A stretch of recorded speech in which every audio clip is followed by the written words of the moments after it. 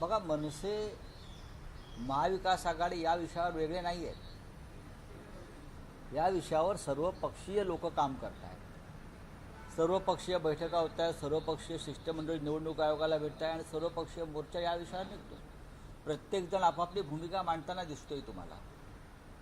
राज ठाकरे यांनी एक मेळावा घेतला त्यांच्या यादी प्रमुखांचा, त्यासुद्धा त्याने याच विषयावरती जोर दिला.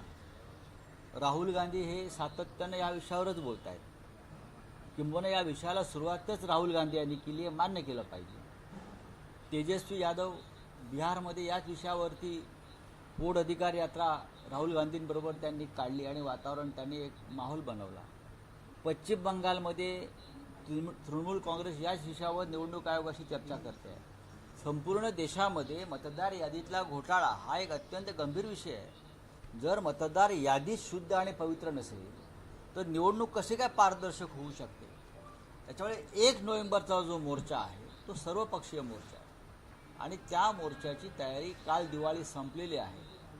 दिवाळीच्या हँगओव्हरमधून लोक बाहेर पडतील आज आणि आजपासून त्या मोर्चाच्या तयारीला आम्ही सगळे लागू.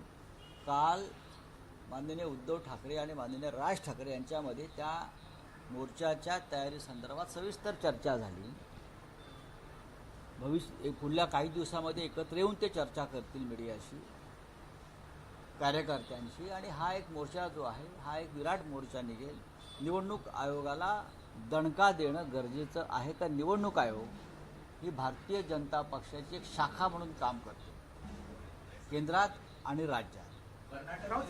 एसआयटी चौकशीमध्ये मतचोरीच्या रेड कार्डचाच पर्दाफाश झालेला आहे. असं आहे की कर्नाटकमध्ये पर होट डिलीट 80 रुपये, फार स्वस्तात सौदा करतात. 80 रुपयामध्ये 1 होट डिलीट केलं जातं. अशा पद्धतीनं हजारो मतं कर्नाटकातील मतदार यादीतून वगळण्यात आली. महाराष्ट्रामध्ये सुद्धा हाच फॉर्म्युला लावला जातो, कारण तीच एजन्सी जी कर्नाटकात काम करत होती या सगळ्या घोटाळ्यावर, तीच एजन्सी भारतीय जनता पक्ष आणि मिंदेच्या लोकांनी अशा एकूण 6 एजन्सी त्यांनी लावलेल्या आहेत. त्यांना हवी असलेली नावं मतदार यादीत टाकायची आणि जिथे आम्हाला मतदान होऊ शकेल त्या भागातली मतं गाळायची.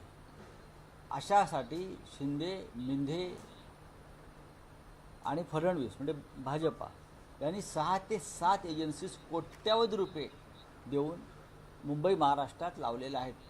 म्हणून तर ते सांगतायत ना की आमचाच महापौर होईल आणि त्यांचे ब्रँड ॲम्बॅसेडर कोठारे.